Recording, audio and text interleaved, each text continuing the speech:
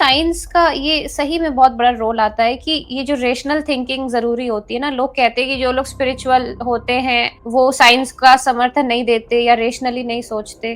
तो ऐसा नहीं है, बल्कि स्पिरिचुअल अगर कोई है, इंसान आध्यात्मिक है, तो वो और साइंटिफिक तरीके से सोचता है कि मेमोरीज जैसे आपने बताया कि एक बार शरीर मर गया तो मर गया। साइंस भी यही कहेगा कि देयर इज नो प्रूफ कि वो कंटिन्यू होगी। एक असली जो आध्यात्मिक पर्सन होगा ना, वो इस चीज को समझेगा। लेकिन अगर कोई अंधविश्वासी होगा तो वो इस चीज को नहीं समझेगा। आप रेशनल उसी को कहते हैं ना, जो थोड़ा मन, बुद्धि, विचार इन सब का उपयोग करे। लेकिन ये सब तो बोध के नीचे आते हैं। आप जानते हैं कि विचार लिमिटेड होता है। जैसे कि आंखों से कुछ देखा, मस्तिष्क रिप्लाई करेगा, मतलब स्मृति से उधर से जवाब आ रहा है कि हाँ, इसके साथ जुड़ा है हमारे नरेंद्र मोदी। तो ठीक है भैया, इस सज्जन को क्या तकलीफ है भाई? तो इंद्रियों से जो कुछ भी दिखाई दे रहा है, सुनाई दे रहा है, अनुभव हो रहा है, उस सबके प्रति स्मृति से जो प्रतिक्रिया आती है उसको विचार कहते हैं। लेकिन आज तक आपने जो कुछ भी अनुभव किया, देखा, सुना, समझा, वो सब लिमिटेड है। तो तुम किस आधार पर खुद को ब्राह्मण या हिंदू कह रहे हो, पहले तो ये बताओ। पिछले कुछ दिनों में यूनिवर्सिटी ग्रांट्स कमीशन की नई रेगुलेशन से देश भर में हाहाकार मचा हुआ था। प्रधानमंत्री मोदी, अमित शाह और सरकार के खिलाफ ऐसा प्रदर्शन पिछले 11 सालों में आपको दिखने को नहीं मिला होगा। और जब मरने पर आते हो ना, तो ये भी नहीं पूछते डॉक्टर तुम किस जात के हो, और जो तुम खा रहे हो, पी रहे हो, ये जितनी भी दुकानें हैं, जो पहन रहे हो, इन कपड़ों को बनाने वाले लोग कौन हैं। होटल में जाते हो तो पूछते हो क्या किसकी होटल है, अंदर बनाने वाले लोग कौन हैं। तो फिर आप उनका उपयोग क्यों कर रहे हो। हिंदू हृदय सम्राट कहे जाने वाले नरेंद्र मोदी को उनकी जाति के नाम पर गालियां बकी गई, और यह सब मोदी के समर्थकों ने किया, बीजेपी के हिंदू समर्थकों ने किया। अभी अगर एक्सीडेंट हो जाएगा तो आप ये देखोगे कि कौन ब्राह्मण है वो ब्लड चढ़ाए मुझे। बहुत ही घटिया बात है ये। कैटेगरी तो होती है, एक मूर्ख की, एक समझदार। जो व्यक्ति समझदार है उसको मैं मूर्ख नहीं बना सकता, और जो समझदार है अगर मैं उसको मूर्ख बना पा रहा हूं तो वो समझदार है ही नहीं, वो मूर्ख है। और नेता और सरकार यहाँ पे ये नहीं समझती कई बार, ज्यादातर, सब नहीं, लेकिन कुछ होते हैं ऐसे लोग जो सरकार के नाम पे ऐसे बाबा लोगों के साथ हाथ मिला लेते हैं। वो ये भी नहीं सोचते कि भाई भारत ने ऑलरेडी इतना झेला है, इतने अत्याचार झेले हैं, अंग्रेज आए या मुगल आए। अब तो एटलीस्ट जो युवा आ रहा है उनके साथ अत्याचार और मत करो आगे, वापस से उन्हें उन अंधविश्वासों में मत ढकेलो। नमस्ते Achinti ji, welcome back to my podcast again. मैंने सोचा एक्चुअली आपको फिर से इनवाइट करूं, क्योंकि लास्ट टाइम बहुत सारी बातें थी जो मुझे लगा कि अधूरी रह गई और मेरे को पूछना था आपसे, और ऑडियंस को भी बहुत अच्छा लगा आपके साथ जो पॉडकास्ट था। मैंने देखा बहुत सारे रिस्पॉन्स आए कमेंट सेक्शन में, स्पेशली आपको लेके लोगों ने ऐसे कमेंट किया हुआ था कि हमने इन्हें 2 साल से सुना है, हमने 1 साल से सुना है। तो मतलब काफी लॉन्ग टाइम लिसनर्स हैं आपके, आई थिंक। ये बताइए कि ये जो लॉन्ग टाइम आपकी लिसनिंग क्रिएट हुई है, तो ये डेफिनेटली बिना रियलिटी को समझे ऐसे तो नहीं क्रिएट हो जाती, जब तक आपने जिया नहीं होता स्पिरिचुअलिटी को। तो आप जब ये क्रिएट कर रहे थे अपना पूरा ऑडियंस की 1 साल 2 साल से लोग आपको सुन रहे हैं, तो आपको क्या मैसेज देना था? मतलब आप क्यों कंटिन्यू कर रहे थे? आप स्पिरिचुअलिटी क्यों पहुंचाना चाह रहे थे लोगों तक? मैंने मतलब ऐसा कुछ नहीं सोचा था कि मुझे सब तक पहुंचाना ही है। बस ऐसा था कि मैं लिख रहा था, पढ़ रहा था, और ऐसा था कि जो समझ आ रहा है उससे मुझे फायदा हो रहा था। तो मैंने सोचा कि जब मुझे हो रहा है तो सामने वाले को भी होगा। तो धीरे धीरे धीरे उसको बनाना शुरू किया। जितना समझ आता रिकॉर्ड कर देता, डाल देता, कुछ लोग सुनते तो ठीक है। फिर धीरे धीरे लोग सवाल पूछने लगे तो मुझे लगा कि जवाब देना चाहिए।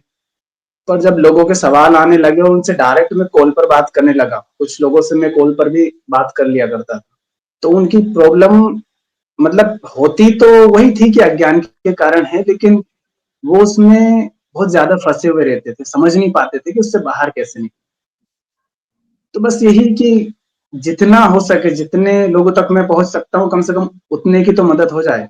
तो बस मैं डालता गया और उसका बहुत आते हैं, चले जाते हैं।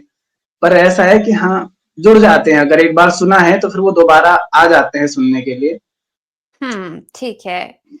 नहीं, मैं समझ गई आपकी बात। लास्ट भी जब हम बात कर रहे थे तो एक टॉपिक आया था जिसके बारे में मैं जानना चाहती थी, और क्योंकि मुझे लगता है कि अब आप काफी नॉलेज है अध्यात्म का, तो आपके क्या थॉट्स है as an individual spiritual speaker, ये मैं जानना चाहती थी। जैसे मैंने देखा कि आपके भी इंटरेस्ट अलाइन होते हैं कहीं ना कहीं नॉन डुअलिटी से, जो मेरा भी चैनल प्रमोट करता है। जैसे आप जिदु कृष्णमूर्ति के प्रिंसिपल्स से अलाइंड है, आचार्य प्रशांत के प्रिंसिपल्स से अलाइंड है। मुझे लगता है कि इसलिए ये क्वेश्चन मैं आपके नजरिए से देखना चाहती हूँ, इस कॉन्सेप्ट का पूरा मीनिंग। तो ये पुनर्जन्म का जो कॉन्सेप्ट है, इसको लेके मतलब आपके क्या विचार है कि क्या है पुनर्जन्म? बहुत ही कंट्रोवर्शियल कॉन्सेप्ट है ये, तो आपके क्या इसमें विचार हैं? एक तो ये है कि मैं क्या सोचता हूँ, और एक वो है कि लोग जब ये शब्द सुनते हैं पुनर्जन्म, तब उनका इस शब्द से क्या मतलब रहता है, क्योंकि उनके मन में एक छवि है पुनर्जन्म को लेकर के, जो एक मान्यता से आई है। और तीसरी बात है कि जो पुनर्जन्म शब्द है वो कहीं ना कहीं किसी ग्रंथ से या किसी किताब से आ रहा है, या फिर लोक धर्म कह सकते हैं, वहां से आ रहा है। तो किताब में क्या लिखा है और लोग उसका अर्थ क्या लगाते हैं, और एक वो है कि मैं खुद उसको क्या कहता हूँ। तो सबसे पहले तो ये समझना जरूरी है कि लोग पुनर्जन्म से समझते क्या है। जब कहा जाता है पुनर्जन्म, तो उनका क्या मतलब होता है। तो आम लोग क्या सोचते हैं कि ये जो शरीर है ना, इसके भीतर कुछ ऐसा है कि ये शरीर से जब वो निकल जाता है तो मौत हो जाती है। मतलब कि शरीर के भीतर ही कुछ ऐसी चीज है जो शरीर में कभी प्रवेश करती है और फिर कभी बाहर निकल जाती है। मगर वो चीज ऐसी है कि वो नहीं मरती है। शरीर तो मरता है लेकिन वो चीज नहीं मरती है। तो उनका कहना होता है कि वो ना तो जन्मती है ना मरती है, शरीर में प्रवेश करती है और निकलती है, शरीर बदल लेती है। और जो न जन्मता है न मरता है, उसको ग्रंथों में कहा गया है आत्मा। और आत्मा यानी सत्य। ठीक, जो न जन्मता है न मरता है वो है सत्य। उसी को मतलब वेदांत में आत्मा कहते हैं। लेकिन लोग जब ये कहते हैं कि शरीर के भीतर कुछ ऐसा है जो न मरता है न जन्मता है, बस शरीर मरता और जन्मता है, तब जिस जिस चीज की ओर वो इशारा कर रहे हैं वो आत्मा नहीं है। लोग मानते हैं कि शरीर के भीतर आत्मा है, मगर जो चीज शरीर के भीतर है, जिसको वो जीव समझते हैं, वो आत्मा नहीं है। वो तो अहंकार है ना। जिससे जो जो अहंकार है वही फिर मैं करके बोलता है। उनको लगता है कि ये कोई चीज है जो निकलती है और प्रवेश करती है। तो ऐसा लोग मानते हैं कि जब ये शरीर खत्म हो जाएगा, ये मर जाएगा, तो वो जो चीज इसके भीतर से निकली वो कहीं जाएगी, फिर किसी अन्य शरीर में प्रवेश करेगी और फिर से मेरा ही पुनर्जन्म होगा। तो ये लोगों का मानना है। लेकिन अब इसको हम समझे कि पुनर्जन्म क्या होता है। तो जिस तरह से लोग मानते हैं कि मेरा ही पुनर्जन्म होगा, तो वैसा कोई पुनर्जन्म नहीं होता है। अभी आप जो हो, जब आप कहते हो कि क्या मेरा पुनर्जन्म होगा, तो पुनर्जन्म से पहले आपको ये तो समझना पड़ेगा ना कि किसके पुनर्जन्म की आप बात कर रहे हो। जब आप कह रहे हो कि मेरा पुनर्जन्म, तब ये है कौन जिसके पुनर्जन्म की आप बात कर रहे हो। सामने से कोई इंसान आ रहा है तो आप उसको देख करके ये कह देते हो कि ये राजू आ रहा है, ये मोहन आ रहा है। इसका मतलब आप अपने आप को सिर्फ शरीर के आधार पर पहचानते हैं। तो शरीर के पुनर्जन्म की अगर बात आ रही है तो शरीर तो लगातार रूपांतरित हो रहा है। ये शरीर वही नहीं है जो पैदा हुआ था। तो इसका मतलब ये तो लगातार जन्म ले रहा है। तो अगर आप कहते हो कि क्या मेरा पुनर्जन्म होगा, और आप अपने आप को अगर शरीर भर मानते हैं, तो शरीर का तो लगातार हो ही रहा है। होगा नहीं, हो ही रहा है। इसको मैं इस तरह एजिंग से हो देखता रही हूँ। है। हाँ, अगर, क्योंकि पुनर्जन्म मेरा होता है या नहीं होता है, अगर आप ये कहते हो तो उसको तो जानना पड़ेगा जिसके पुनर्जन्म की आप बात कर रहे हैं। और जब कहते हो मेरा, तो मेरा से आशय आपका यदि शरीर है, तो मैं ये कहता हूं कि शरीर तो लगातार रूपांतरित हो रहा है और यही इसका पुनर्जन्म है। ये बचपन से जवानी आ गई, यही उसका पुनर्जन्म है। जवानी से बुढ़ापा आ गया, ये उसका पुनर्जन्म है।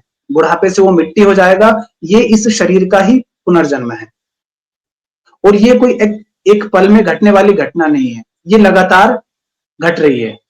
आंखों से हम नहीं देख पा रहे हैं, लेकिन किसी का भी शरीर एकदम से तो बचपन से जवान नहीं हो जाता। वो लगातार सूक्ष्म तल पर परिवर्तन चल रहे हैं, बस आंखों से नहीं दिखते। तो यदि आप खुद को शरीर मानते हैं और शरीर की ही बात कर रहे हैं, तो शरीर का लगातार हो रहा है। लेकिन यही शरीर जब मर जाता है, मिट्टी हो जाता है, उसके बाद अगर आप ये कहते हैं कि फिर से कहीं जन्म होता है और उसको ख्याल आता है, सपने आते हैं कि वहां पर मैं इस रूप में था, वैसा मैं बिल्कुल नहीं समझता। और अभी तक मुझे तो नहीं समझ आया कि ऐसा कुछ होता है और ना ही संभव।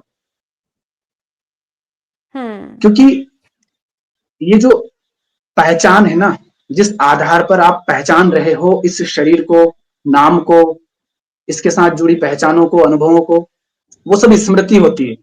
ठीक, स्मृति के आधार पर आप किसी चीज को पहचान पाते हैं। कोई तस्वीर या कोई व्यक्ति देखेंगे तो उसका नाम याद आ जाएगा, या फिर किसी का नाम सुनोगे तो उस व्यक्ति का चेहरा याद आ जाएगा। ठीक, तो स्मृति के आधार पर आप किसी को पहचानते हो, और स्मृति का संबंध होता है मस्तिष्क से। स्मृति मस्तिष्क में संचित होती है। हाँ। लेकिन जब ये शरीर जलाया जाता है, मिट्टी में गाड़ा जाता है, तो मस्तिष्क पूरी तरह से मिट्टी हो जाता है और वो बिखर गया, हर तरफ फैल गया। वो मिट्टी अब एक जगह नहीं पड़ी जुड़ी हुई, वो तो मिट्टी हो गया।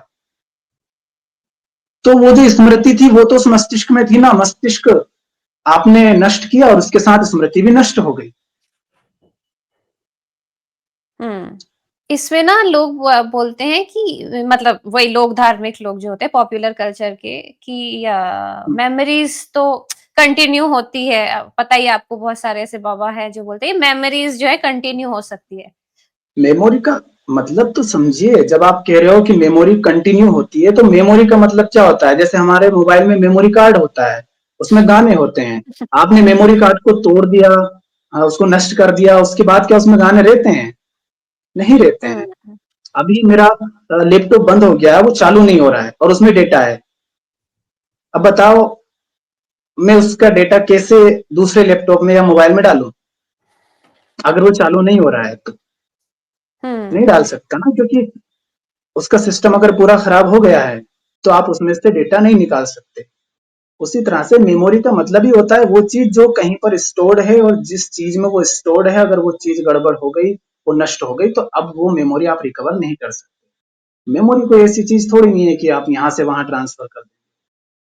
यहाँ पे ना साइंस का ये सही में बहुत बड़ा रोल आता है कि ये जो रेशनल थिंकिंग जरूरी होती है ना। लोग कहते हैं कि जो लोग स्पिरिचुअल होते हैं वो साइंस का समर्थन नहीं देते या रेशनली नहीं सोचते, तो ऐसा नहीं है। आपसे भी बात करके मुझे ये चीज समझ रही है कि बल्कि स्पिरिचुअल अगर कोई है, इंसान आध्यात्मिक है, तो वो और साइंटिफिक तरीके से सोचता है कि मेमोरीज, जैसे आपने बताया कि एक बार शरीर मर गया तो मर गया। साइंस भी यही कहेगा कि देयर इज नो प्रूफ कि वो कंटिन्यू होगी। तो इस चीज को भी जैसे एक असली जो आध्यात्मिक पर्सन होगा ना, वो इस चीज को समझेगा। लेकिन अगर कोई अंधविश्वासी होगा तो वो इस चीज को नहीं समझेगा। उसको लगेगा कि कुछ है जो कंटिन्यू हो सकता है, वही अपना अहंकार बचाने के लिए, नहीं मैं तो कंटिन्यू होऊंगा। आपने जो अभी कहा ना कि जो लोग रेशनल कहते हैं अपने आप को, वो ये कहते हैं कि जो स्पिरिचुअल लोग होते हैं वो रेशनल नहीं होते हैं। अब यहीं पर इनकी रेशनलिटी किस स्तर की है वो मुझे दिख रही है। भाई, जो रेशनल नहीं है वो स्पिरिचुअल हो ही नहीं सकता। तो आप ये कैसे कह सकते हो कि जो स्पिरिचुअल है वो रेशनल नहीं होता है? रेशनल होना ये कह सकते हो कि जो स्पिरिचुअल, अगर स्पिरिचुअल होना यहां है तो रेशनलिटी यहां है, आपको इस सीढ़ी से होकर गुजरना पड़ेगा। तो रेशनल हुए बिना आप स्पिरिचुअल भी नहीं हो सकते। रेशनलिटी तो पहले ही आ जाती है। रेशनल होने के बाद फिर आपको, आप में प्रेम चाहिए कि भैया ये जो माइंड है ना जिससे हम सोच रहे हैं, इसकी भी लिमिटेशंस हैं। आप रेशनल उसी को कहते हैं ना जो थोड़ा मन, बुद्धि, विचार इन सब का उपयोग करे। लेकिन ये सब तो बोध के नीचे आते हैं। विचार, आप जानते हैं कि विचार लिमिटेड होता है। विचार क्या होता है, विचार होता है इस किसी भी स्मृतिगत किसी भी इंद्रियगत अनुभव के प्रति स्मृति से जो प्रतिक्रिया आती है उसको विचार कहते हैं। जैसे कि आंखों से कुछ देखा, सामने किसी की तस्वीर देखी, तो तुरंत वो आंखों के माध्यम से मस्तिष्क तक जाएगी और वहां से प्रतिक्रिया आएगी, मतलब सर्च शुरू हो जाएगी, वहां पर खोजा जाएगा कि अच्छा इस तस्वीर के साथ कोई अनुभव, कोई नाम, कोई जानकारी जुड़ी है क्या। तो मस्तिष्क रिप्लाई करेगा, मतलब स्मृति से उधर से जवाब आ रहा है कि हाँ इसके साथ जुड़ा है हमारे नरेंद्र मोदी। तो ठीक है भैया, अभी कैसे पहचाना, ये स्मृति से पहचाना। तो इंद्रियों से जो कुछ भी दिखाई दे रहा है, सुनाई दे रहा है, अनुभव हो रहा है, उस सबके प्रति स्मृति से जो प्रतिक्रिया आती है उसको विचार कहते हैं। लेकिन स्मृति से केवल तभी प्रतिक्रिया आ सकती है जब पहले से वहां पर संचित जानकारी हो। लेकिन आज तक आपने जो कुछ भी अनुभव किया, देखा, सुना, समझा, वो सब लिमिटेड है। तो रेशनैलिटी, मन, बुद्धि, विचार यहीं तक रहती है। उसके बाद बोध आता है। बात वहां पर डायरेक्ट परसेप्शन की होती है, सीधे देखने की होती है। वहां ये नहीं देखा जाता है कि अतीत में क्या था या आगे क्या होगा।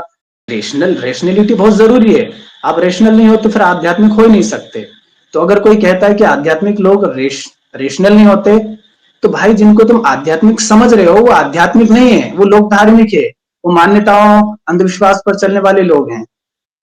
आध्यात्मिक व्यक्ति का तो मतलब ही होता है कि वो जानना चाहेगा, समझना चाहेगा, और कहीं पर कोई कमी है तो उसमें प्रेम है इतना कि मुझे सच्चाई से कोई विरोध नहीं है, मैं तो सच्चाई का प्रेमी हूं। अगर मैं गलत हूं, मैं कहीं पर गड़बड़ कर रहा हूं या उलझ रहा हूं, तो भाई आप मुझे बताइए। तो यहाँ पे लोग मिस इंटरप्रेट कर लेते हैं कई बार कि आध्यात्मिक लोग फिर ऐसा कुछ कह रहे हैं क्या कि ऐसा कुछ भी हो सकता है जो प्रकृति के नियम या फिजिक्स के लॉज को वायलेट करे। तो ऐसा नहीं है। बोध जो भी है या आत्मज्ञान, ये आपके ईगो की नॉलेज होती है ना, अंतर जगत की बात होती है। स्पिरिचुअल पर्सन को भी ये पता होता है, आध्यात्मिक पर्सन को, कि देयर से डिफरेंस बिटवीन जो फिजिकल चीज है जहां पे साइंस आता है और जो अंदर की बात है, जो ईगो वाली बात है। पर ये वही है ना, इतनी सूक्ष्म बात है कि ये भी जानने के लिए प्रेम चाहिए। वही प्रेम अगर नहीं है तो फिर आप ये भी उनको नहीं समझा सकते। तो जिस इंसान ने अपने आप को कुछ घोषित कर दिया, उसके लिए बड़ा मुश्किल हो जाएगा वो जो गलत बात है या जहां उससे पहले गलती हो गई है उसको स्वीकार करना। और उसको स्वीकार करना है तो फिर उसमें बड़ा प्रेम चाहिए। तो जो अपने आप को नास्तिक कहते हो या कुछ और कहते हो या रेशनल कहते हो, उनकी ये मजबूरी हो जाती है फिर। मतलब मैं ये कहना चाह रहा हूं कि आप रेशनल है, लेकिन जहां तक आपके अहंकार को पोषण मिलता है, आपका अहंकार बना रहता है, वहां तक आप रेशनल रहते हैं। उसके बाद आप प्रेम और करुणा को उतना सीरियसली नहीं लेते। और आध्यात्मिक व्यक्ति की पहचान ही होती है प्रेम और करुणा। मतलब इतना ये जो बोलते हैं खुद को कि हाँ हम रेशनल है या साइंस, अच्छी बात है। मैं खुद भी रेशनल थिंकिंग ही सपोर्ट करती हूँ और साइंस को भी सपोर्ट करती हूँ। लेकिन फिर आप ये भी सोचो ना कि अगर आप इतने ही वो हो और फिर आप तो कुछ टेक्नोलॉजी निकालो ताकि बिना पशुओं को मारे भी आप अपना प्रोटीन जो है वो क्रिएट कर सको, कि वैसा खाना, जैसे आजकल आर्टिफिशियल मीट आ रहा है जो सोया का बना हुआ रहता है, तो वैसा कुछ डिस्कवर करो ना। नियत होनी चाहिए डिस्कवर करने की, तो इंसान डिस्कवर कर लेता है। फिर अब मत बोलो कि पैशन नहीं देखो, है लाइफ में कुछ करने का, बहुत कुछ है करने के लिए, अब डिस्कवर करो। हम्म, कुछ नहीं है। देखो, जब प्रेम होता है ना और ईमानदारी होती है, तो जो चीज नहीं है ना उसको आप कहीं ना कहीं से उसका इंतजाम कर लोगे। वीगन होना तो इतना आसान है कि आप, मतलब बहुत आसानी से हो जाते हैं। आपको क्या करना है, आपको आपको तो बस जो डेयरी प्रोडक्ट हैं उनसे थोड़ी दूरी रखनी है और मांस संबंधित जो भी कुछ है उसको नहीं खाना पीना है। बस इतनी सी तो बात है। अगर आप मांस और डेयरी प्रोडक्ट का इंतजाम कर सकते हैं तो वीगन होने में, मतलब आपका कोई बहुत ज्यादा खर्चा तो हो नहीं जाएगा। लेकिन उनके ना कुतर्क बहुत सारे आएंगे, अलग अलग तरह के आएंगे, उन सबको आप काट भी सकते हो, लेकिन उसके बाद भी चूंकि उनको स्वीकार नहीं करना है। एक और चीज भी नहीं समझती, उनको लगता है कि जैसे वेगनिज्म वगैरह अपना लेंगे ना तो उनके ऊपर गलत प्रभाव पड़ेगा। मतलब जैसे उनकी बॉडी जो है लेस प्रोटीन हो जाएगी तो कुछ उनपे कुप्रभाव पड़ेगा, बेसिकली उनको ऐसे लगता है। लेकिन वो इतने ज्यादा स्टूपिड है, उनको ये भी नहीं पता कि एक्चुअली में जब आप वेगन बन जाते हो तो बहुत पॉजिटिव मतलब वही कि उनके हिसाब से जो पॉजिटिव होती है वो चीजें भी होती है बॉडी के साथ। जैसे इंडिया में ज्यादातर लोग मतलब मोर देन 80% लोग आई थिंक लैक्टोज इंटॉलरेंट है। तो हमें पता भी नहीं कि वो कोई बहुत अच्छी बात भी नहीं है इतना ज्यादा दूध और ये सब खाना, वो एक्चुअली शरीर के लिए अच्छा नहीं है। तो जब आप वो सब छोड़ते हो तो बॉडी भी अपने आप एक नॉर्मल वेट में रहती है, प्लस माइंड भी फिर अच्छा वर्क करेगा ना, बॉडी रहेगी अच्छे से तो आप लाइट फील करते हो। तो ऐसा नहीं है, बॉडी में पॉजिटिव चेंजेस भी आते हैं, आलस कम हो जाता है, बॉडी लेथार्जिक नहीं रहती, तो पॉजिटिव चेंजेस भी आते हैं। लेकिन वो उसे नहीं एडमिट करते, वही नियत की बात है कि जिसको जो चुनना होगा वो चुन ही लेगा, अहंकार उसको चुन ही लेगा, वो बस ऊपर ऊपर तर्क दे देगा, बस खुद को दिखाने के लिए कि हाँ मैं सही हूँ, जस्टिफाइड हूँ। आप दूध और मांस नहीं खाते पीते हैं उसके बाद भी, लेकिन उसके बाद भी आप हिंसक हो सकते हैं, उसके बाद भी आप किसी अन्य तरह से हिंसा कर सकते हैं। तो वीगन होने के लिए दूध और मांस ये बात की बात है। पहली बात है कि आप जागरूक हैं कि नहीं, और आप में प्रेम और करुणा है कि नहीं है। अगर ये नहीं है तो भले आपने दूध छोड़ दिया, मांस छोड़ दिया, बहुत सारे जैन लोगों को देख लो, वो भी तो नहीं खाते पीते, पर इसका मतलब ये नहीं है कि उनके माध्यम से हिंसा नहीं हो रही है। और अरे जहां बहुत उनके सारे माध्यम से, मैंने जैन का बता रही हूँ, कितने सारे जैन लोग हैं जिन्होंने कमेंट सेक्शन में आके मुझे को गालियां दी हैं। ऐसे तो वो मांस वगैरह छोड़ देते होंगे, पर दूसरों की कमेंट सेक्शन में जाके गाली गलौज करते हैं, हिंसा तो कर ही वही मैं रहे कह हैं। रहा हूं कि वीगन होने के लिए दूध और मांस छोड़ना ये बात की बात है। मैं कह रहा हूं जब तक आप छोड़ रहे हो तब तक नहीं छूटेगा।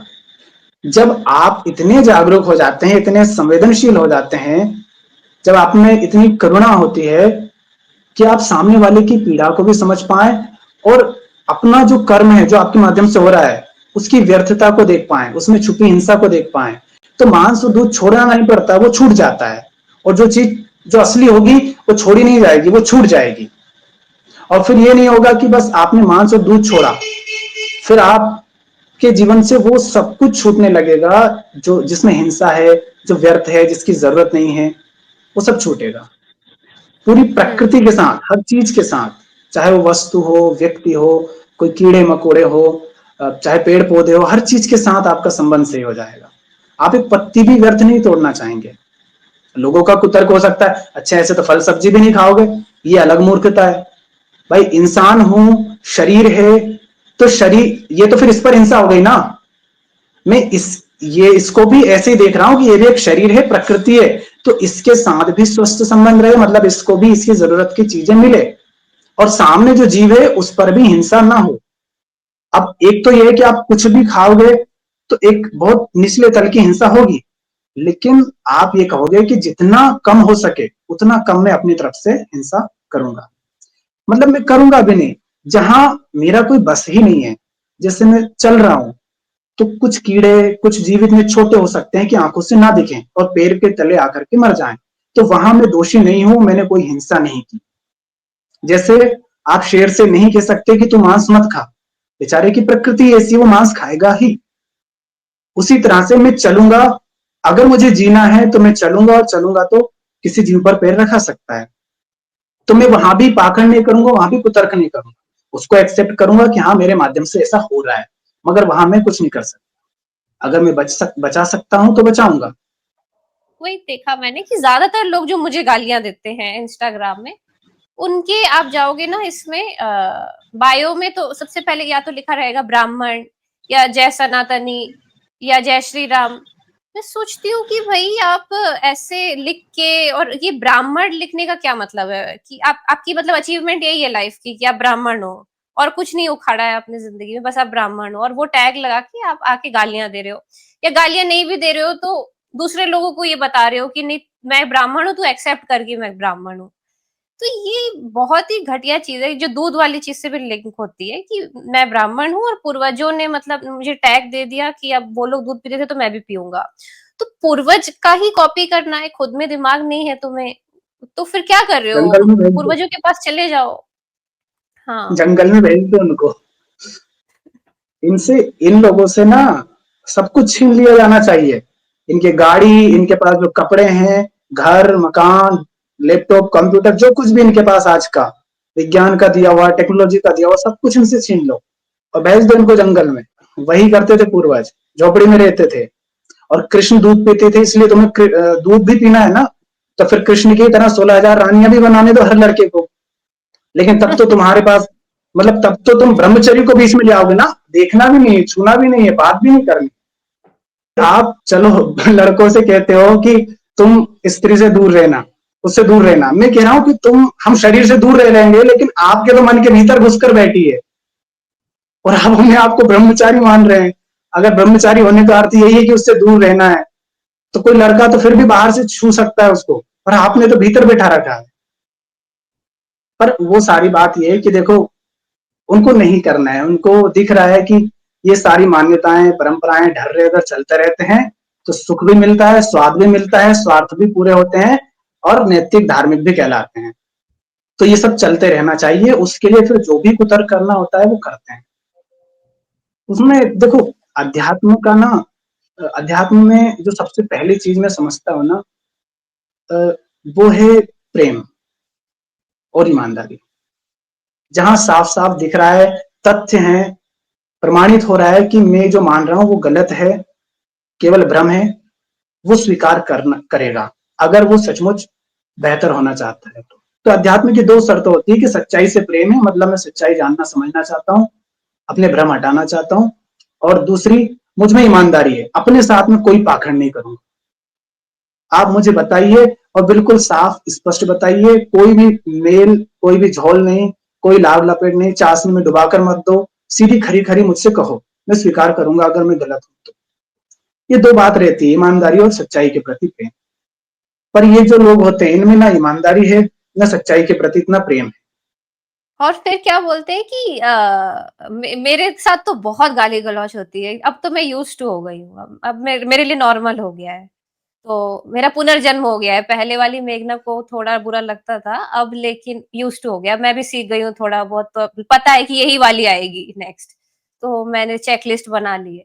तो तो वही बंदा जो है क्या बोलता है कि इतनी हिम्मत है तो सामने आके डिबेट करना, सामने आके, भाई तू मेरे चैनल में आया है देखने, मैं तेरे सामने आके डिबेट क्यों करूं, तू मेरे चैनल देख क्यों रहा है फिर, मतलब उनको फिलोसफी शांत भी करती है, लेकिन वो एक्सेप्ट भी नहीं करना चाहते, पर झाँक-झाँक के देखते भी हैं कि क्या चल रहा है, या तो मत देखो, तुम ब्लॉक कर दो। तो नहीं, वो देखेंगे फिर आके गाली देंगे। देखना भी क्यों, शांति भी मिल रही है ना, वही बात है कि जो संत कबीर का दोहा है कि नहीं होते साधु जन तो जल मरता संसार, है ना? तो वो तो शांति तो मिलती है, बट वही है कि पर एक्सेप्ट नहीं करना है। आप डिबेट करने का बोल रहे हो, आपकी हर बात में, हर एक वाक्य में गाली होती है, उसमें हम क्या डिबेट करें? तुम्हें गाली के अलावा कुछ और आता? तुमसे डिबेट करने का फैसला तो हम तब करते हैं ना जब तुम्हारे कमेंट का वो स्तर होता है जहां हमें दिखता है कि हाँ, आपसे बात की जा सकती है। आपकी हर बात में सिर्फ गाली गाली गाली होती है, हम आपसे डिबेट क्या करें? आप बस गालियां सुनाओगे, और आप अगर गाली गाली दे रहे हैं हर बात में, इसका मतलब आप उत्तेजित भी बहुत ज्यादा होते होंगे, तो आप सुनोगे तो हो नहीं। डिबेट का तो मतलब है कि इधर से भी सुना जाएगा, उधर से भी कहा जाएगा, दोनों तरफ से बातें होंगी। पर यदि आप एग्जैक्टली। गाली का प्रयोग कर रहे हैं, इसका मतलब आपके पास गाली के अलावा और कुछ नहीं है। और अगर आपके पास सिर्फ गाली है तो फिर आप एक उत्तेजित इंसान भी होंगे, तो आप सुनेंगे नहीं सामने वाले की, सिर्फ सुनाएंगे, और जहां आपकी बात कट रही होगी वहां आप भड़क जाएंगे। कोई इंसान आपको क्या दे सकता है? आप मुझसे अभी ऐसा कहें कि चलो भैया, मुझे महंगी कार दे दो, BMW या कोई जेट दे दो, मैं नहीं दे पाऊंगा क्योंकि मेरे पास नहीं है। मैं आपको क्या दे सकता हूं? जो मेरे पास है। तो वो अगर आपको गालियां दे रहा है तो बेचारा इतना गरीब है, इतना दरिद्र है, इसको असली गरीबी कहते हैं, कि उसके पास गाली के अलावा कुछ है ही नहीं देने के लिए। अब आप उसकी उसकी हालत समझो कि उसके आसपास के लोग कितने निचले दर्जे के होंगे, उसके परिवार की हालत क्या होगी, उसके घर के लोग कैसे होंगे, और उसके दोस्त कैसे होंगे, उसके शिक्षा का स्तर कितना नीचा होगा। उसकी भाषा से, उसके शब्दों से इससे समझ आ रहा है। क्योंकि सचमुच इसको सच्चाई या ज्ञान मिला भी होता तो इसमें एक प्रेम आता भीतर से, सच्चाई के प्रति सम्मान आता, ज्ञान के प्रति सम्मान आता। वो नहीं है तो इसका मतलब कि इसकी जिंदगी में कुछ भी ऐसा नहीं है जो गालियों से ऊपर का हो। मतलब उनको मेन एग्रेशन ये आता है कि हिंदू धर्म के बारे में आप कुछ भी क्यों बता रहे हो? मत छुओ हिंदू धर्म को, जैसा है छोड़ दो। कुछ भी उसकी बातें जो है मत बताओ, कि कुछ भी अपने तरीके से उसको मत बताओ। तो क्यों वही मत मैं बताओ? भी उनको ये तुम अपने आप को हिंदू कह रहे हो, तुम्हारा कर्मकांड उन लोगों के बिना तो नहीं चलेगा ना, जो ब्राह्मण नहीं कहलाते, शूद्र या वैश्य कहलाते हैं। उन्हीं के लिए तो कर्मकांड करते हो ना, उन्हीं के घर पे तो जाके करते हो ना। तो हिंदू तो वो भी है, और हम भी उन्हीं घरों में पैदा हुए हैं। हमारे माँ बाप भी अपने आप को हिंदू ही मानते आए हैं, हमारे नाम के साथ भी वही सब जुड़ा हुआ है, तो क्यों नहीं बोले? हम उसी घर में पैदा हुए, हमको वही सिखाया गया, हमको वही बताया गया, बचपन से हम मंदिर जाते आए हैं, हमने किताबें पढ़ी हैं, हनुमान जी की आरतियां हम गाते हैं। क्यों नहीं जाने हम उसके बारे में, क्यों नहीं बात करें? और हमें अगर कुछ गलत बताया गया है, हमें जो बताया उसमें अगर कमी है, गलतियां हैं, हमें भ्रम है, तो हम जानेंगे, पढ़ेंगे, समझेंगे, और जो सही है वो हम लोगों को बताएंगे भी, ताकि हमारी तरह वो ना भटके। तो आप ये नहीं कह सकते कि भैया हिंदू धर्म के बारे में या उसके ग्रंथों के बारे में कुछ मत कहो। आप बस ये कह रहे हो कि जो हमने भ्रामक बातें फैलाई हैं वो चलते रहे, वो ना हटे, सच्चाई छुपी रह जाए। तो इसका मतलब सच्चाई के ज्यादा निकट तो हम हैं, क्योंकि हम जान रहे हैं, हम सोच रहे हैं, हम समझ रहे हैं। अब आप हनुमान चालीसा की लाइनें तो दोहरा लेंगे, लेकिन वहां तो शुरुआत ही यहीं से होती है, जय हनुमान ज्ञान गुण सागर। तो जो ज्ञान और गुण के सागर है उनको हनुमान जी कहते हैं। और आप कह रहे हो न जानो, न पता करो, न उसकी बात करो। ये कौन सी बात हुई? आप तो हमको हनुमान जी से दूर कर रहे हो। ये आपको ब्राह्मण भी दर्शन नहीं नहीं है। पता क्या? आप हिंदू हो फिर?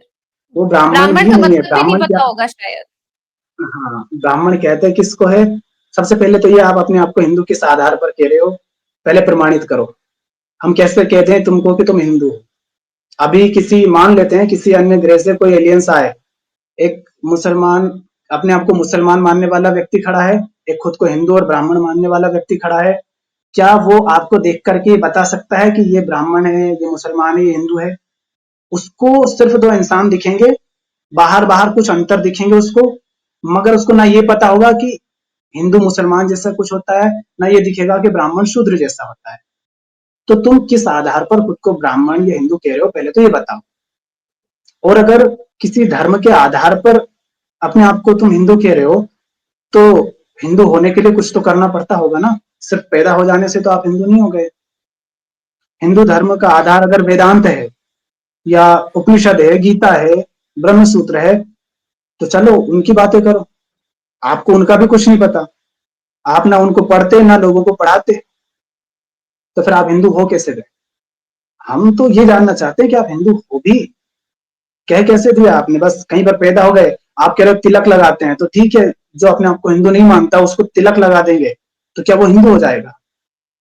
अगर सिर्फ तिलक लगाने से वो हिंदू नहीं हो जाता, तो इसका मतलब तिलक लगाने भर से आप हिंदू वो नहीं कहला शरीर सकते। शरीर आता है ना उनका, कि डीएनए है मेरा ब्राह्मण वाला, खून बह रहा है ब्राह्मणों का मेरे अंदर, तो ये शरीर भाव है। इसका तो अरे वही भाई, है कि अभी हम्म खून की कमी होगी ना तो डॉक्टर से पूछने नहीं जाओगे कि ये जो खून है ये किसका है। चार पांच तो सही ग्रुप बात है। होते हैं, सही बात है। हैं? हम्म चार पांच तो ग्रुप होते हैं, उसके अलावा तुम्हारे ब्लड में कुछ और अंतर हो तो बता दो। जब मरने पर आते हो ना, तब ये भी नहीं पूछते डॉक्टर तुम किस जात के हो, और जो तुम खा रहे हो पी रहे हो, ये जितनी भी दुकानें हैं जो पहन रहे हो, इन कपड़ों को बनाने वाले लोग कौन हैं? उन मशीनों पर काम करने वाले लोग अपने आप को क्या मानते हैं? कहीं ऐसा तो नहीं कि वो अपने आप को शूद्र मानते हो और तुम उनका बनाया खा पी रहे हो? होटल में जाते हो तो पूछते हो क्या किसकी होटल है, अंदर बनाने वाले लोग कौन हैं? हम्म तो तुम्हारे हाथ में जो फोन है, कपड़े हैं, जो तुम बाजार से खाने पीने की चीजें लाते हो, राशन की दुकान से लाते हो, जो दवाई गोली लेते हो, हर चीज सिर्फ ब्राह्मण कहने वाले लोगों ने तो नहीं बनाई है, तो फिर आप उनका उपयोग क्यों कर रहे हो? सही बात है। अभी अगर तो एक्सीडेंट हो जाएगा तो आप ये देखोगे कि कौन ब्राह्मण है वो ब्लड चढ़ाए मुझे। बहुत ही नहीं देखेंगे ना घटिया वो। बात है ये। भाई इनके पास वही चीज है जिसका ये बोलते हैं ना कि इसमें मेमोरी ट्रांसफर होती है। इनके भीतर जो कुछ भी बचपन से लेकर अभी तक डाल दिया गया है, वही सब इनके भीतर संचित हो गया और अपने आप को मान लिया कि हम ये हैं। भाई जब तुम पैदा हुए थे तुम्हारे पास अपना नाम तक नहीं था। ब्राह्मण, मैं ब्राह्मण हूँ ये तो बात की बात है, उससे पहले अपना नाम लिखते हो ना, वो नाम भी तुम्हें जन्म लेने के बाद मिला है। आप किसी ऐसे घर में पैदा हुए जो लोग अपने आप को ब्राह्मण मानते हैं, लेकिन जब पैदा हुए उसी समय आपको कोई चुरा ले जाता, ऐसा व्यक्ति जो किसी अन्य धर्म को मानने वाला है, तब आपकी परवरिश सब कुछ वैसा ही होता, आपका नाम वैसा होता, आपका पहनावा वैसा होता, आपका खान पान वैसा होता, आप किसको पूछते, किसकी प्रार्थना करते, आपकी मान्यताएं क्या होती, वो सब अलग होती। और यही तो समस्या है, यही तो जानना होता है कि मैं जो खुद को मान करके बैठा हूं वो सिर्फ मेरी संस्कारबद्धता है या मैं वो हूं भी। और कहीं ऐसा तो नहीं कि जो मानता हूं खुद को वो चीज एग्जिस्ट ही नहीं करती, जैसे मैंने मान लिया खुद को ब्राह्मण, अब ब्राह्मण जैसी कोई चीज होती ही नहीं है, ये तो एक कॉन्सेप्ट है। हाँ, ये ब्राह्मण वाली चीज पे ही कि जो अद्वैत वेदांत का ज्यादातर आप सर्च करोगे चैट जीपीटी वगैरह से इंटरनेट पे, तो ब्राह्मण ब्राह्मण ये वर्ड बहुत आता है, तो लोग कंफ्यूज हो जाते हैं कि देखो यहाँ पे तो जातिवाद हो रहा है, यहाँ पे तो ब्राह्मण लिखा है। तो वो आप, ये तो ब्रह्म से जुड़ा हुआ है, तो आप क्या इसमें डिफाइन करेंगे कि आपके हिसाब से जो देखो ब्राह्मण है, जो असली वास्तविक ब्राह्मण है अध्यात्म की दृष्टि से, वो कौन होगा? देखो, जब कोई विद्यार्थी आ रहा है वो पूछ रहा है शांति क्या होती है, अब मैं कह दूंगा जब ये तुम अशांत हो, परेशान हो, इसीलिए मेरे पास आए हो ना, जब ये अशांति नहीं रहती, ये शोर नहीं रहता, ये जो तनाव है ये नहीं रहता, तब जो रहता है उसको शांति कहते हैं। तो ये शांति और अशांति शब्द वो जो ऋषि है, वो जो कृष्ण है, उनकी तरफ से नहीं पैदा किया गया है, सामने कोई है पूछने वाला, उसके प्रश्न के आधार पर कोई शब्द खड़ा होता है।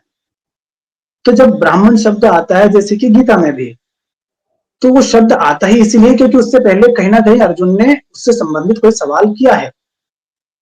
नहीं तो श्री कृष्ण को कोई शौक नहीं है ब्राह्मण या शूद्र या वैश्य शब्द इस्तेमाल करने की, क्योंकि समाज में वैसा कुछ चल रहा है पहले से, इस तरह के शब्द, इस तरह की मान्यताएं, वो अर्जुन पहले ही मान करके बैठा है।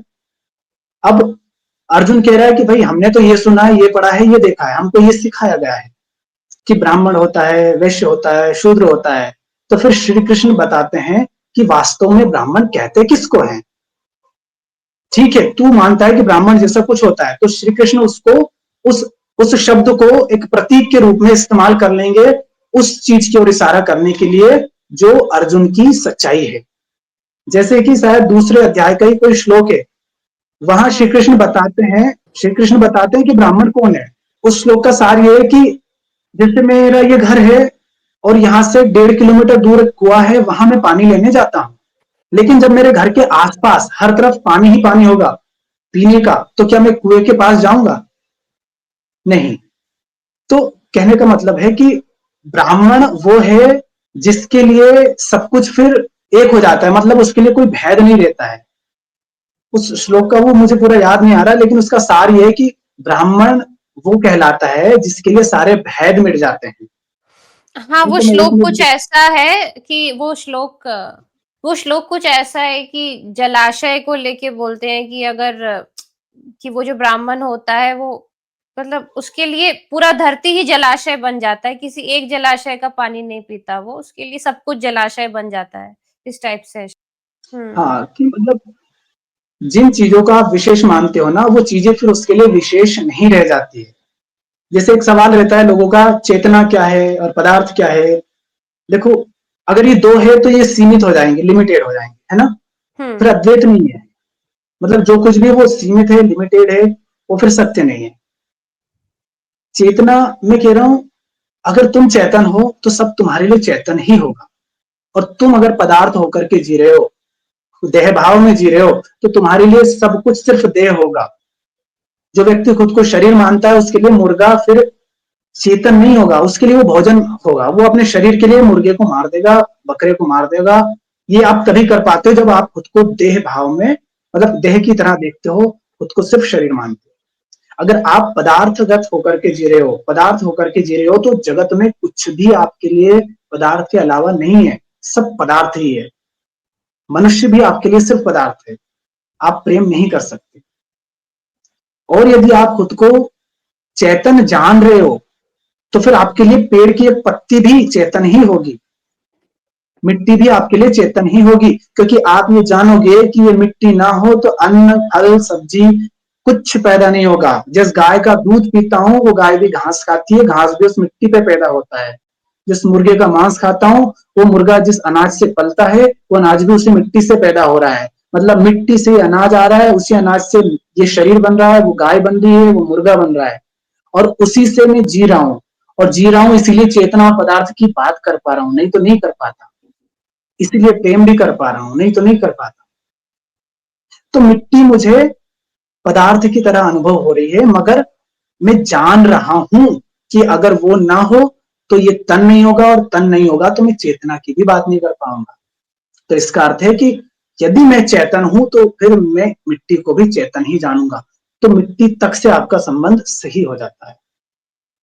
उसी तरह से ब्राह्मण जिसको कहते हैं, क्योंकि ब्राह्मण शब्द ग्रंथों से, वेदों से, गीता से इधर से आ रहा है, तो उन्हीं के अनुसार ब्राह्मण जिसको कहते हैं वो उसको कहते हैं जिसके लिए कोई विशेष नहीं रह जाता, जिसके लिए मिट्टी, ये तन और चेतना एक हो जाती है।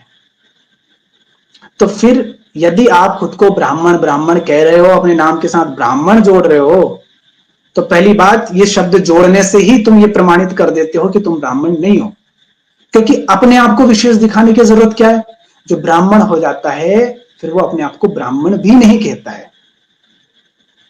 क्योंकि अपने आप को अगर ब्राह्मण कह रहे हो, इसका मतलब अपने आप के साथ कोई विशेष पहचान जोड़ रहे हो, इसका मतलब तुम्हारे अलावा कोई और है। आप अगर सचमुच ब्राह्मण होते तो अपने आप को ब्राह्मण नहीं कहते। ब्राह्मण होने की पहचान ही है कि अब आप ब्राह्मणपन से भी मुक्त हो गए, उस पहचान से भी मुक्त हो गए। क्योंकि अगर आप पहचान जोड़ रहे हैं तो इसका मतलब किसी को आप अपने से अलग मानते हैं, और अगर अलग मानते हो तो फिर ब्राह्मण ही नहीं हो। तो श्री कृष्ण के अनुसार तो ब्राह्मण वो है जिसके लिए कोई विशेष नहीं रह जाता, ना कुछ हीन रह जाता, ना कुछ श्रेष्ठ रह जाता, ना कोई अमीर है ना कोई गरीब है, ना पाप है उनके लिए, ना पुण्य है, ना जन्म है, ना मृत्यु है, कुछ भी नहीं है। वो एक देख पाते हैं। वही जो कबीर साहब का दुआ है, माटी कहे कुम्हार से तू क्या रोंदे मुंह, एक दिन ऐसा आएगा मैं रोन दूंगी। तो कि वही है, तू आज अपने आप को खास समझता है, विशेष समझता है, मुझे हीन समझ रहा है, लेकिन समय, ये जिसको तू खास समझ रहा है ये केवल प्रकृति का पुतला है, और प्रकृति में समय होता है और समय हर चीज को मिट्टी कर देता है। तो तू अपने आप को जो खास समझ रहा है ना, ये तेरा भ्रम है। और जो ये जान लेता है कि ये बस भ्रम है, वो मिट्टी और शरीर में और चेतना में भी कोई अंतर नहीं करता। वो कहता है ये सब एक ही है। नहीं, वही बात है कि हम स्पिरिचुअलिटी को समझते तो नहीं है, अध्यात्म को समझते तो नहीं है अपने हिसाब से। हम, वही बात है, हमने ना उसको वो बना दिया है एस्केप। जैसे ये जितने लोग हैं, ऐसा वही कर सकता है ना जिसकी लाइफ में कोई सार्थक काम ना हो, जिसने कुछ प्रेम ही नहीं समझा हो। वही बात है कि सार्थक काम ही नहीं किया है जिंदगी में, तो उसको समझेगा भी कैसे कि देखो वो क्या है, देखो रियल मैं अध्यात्म क्या कहना चाह रहा है। हाँ, मैं तो ना, चाहे कोई अपने आप को ब्राह्मण माने, चाहे कुछ और माने, मैं उनको भी ये नहीं कहता कि वो गलत हैं या बुरे हैं। मैं बस एक चीज आपसे पूछना चाहता हूँ कि मान लीजिए आप अपने आप को ब्राह्मण मानती हैं, आपकी कुछ मान्यताएं हैं। मैं आपसे बात करने से पहले दो तीन बातें पूछूंगा। पहली बात, क्या आप सचमुच सच्चाई के प्रति प्रेम रखते हैं? क्या आप जानना समझना चाहते हैं? और क्या आप अपनी तरफ से पूरी तरह ईमानदार रहेंगे?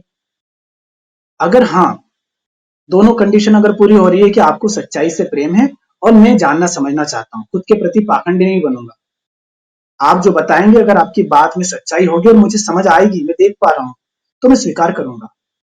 तो मैं समझता हूं कि चाहे वो व्यक्ति अपने आप को कुछ भी मान रहा हो, वहां उसको माफी है। क्योंकि भैया हम एक माहौल में पैदा होते हैं, एक घर में, एक परिवार में, कुछ लोगों के बीच पैदा होते हैं। अब उन लोगों की कुछ मान्यताएं होती है और वही सारी हमारे कान में डाल दी जाती है, हमको वही सब सिखा दिया जाता है, दिखा दिया जाता है। तो ठीक है, आज तक आपको पता नहीं चला, आपको किसी ने बताया नहीं, आप भ्रम में जीते रहे, खुद को कुछ ऐसा मानते रहे जो कि चीज कुछ होती नहीं है, केवल मान्यता है, कल्पना है। कोई बात नहीं। पर जो अपने आप को ब्राह्मण मान रहा है, अगर वो समझने को तैयार है, तो देखो वो ब्राह्मण नहीं है, वो इंसान है सबसे पहले। तो मैं उसके प्रति भी हिंसक नहीं हूं अगर वो समझना चाहता है तो। हिंसक तो फिर किसी के प्रति भी होने की आवश्यकता नहीं है। जो समझना नहीं चाहता उसको नजरअंदाज करो, और जो समझना चाहता है उससे बात करो। तो जो अपने आप को ये मान भी रहे हैं, कोई विरोध नहीं है। जैसे मैं कुछ बोलता हूँ, वीडियो बनाता हूँ, कुछ समझाता हूँ, तो मेरा किसी से विरोध नहीं है कि भैया ये तो गलत है, ये तो हिंसक है, ये तो पापी है। नहीं, मैं भाई कुछ बात बोल रहा हूँ, या तो मेरी बात को गलत प्रमाणित कर दो, और अगर सही है तो फिर भाई समझो उसको, फिर पाखंडी मत बनो। और अगर पाखंडी बन रहे हो तो तुम चिल्लाते रहो, गालियां देते रहो, क्या फर्क पड़ता है। हम उनके लिए बोल रहे हैं, कोई भी इंसान बोलता है तो उसके लिए बोलता है जो समझना चाहता है।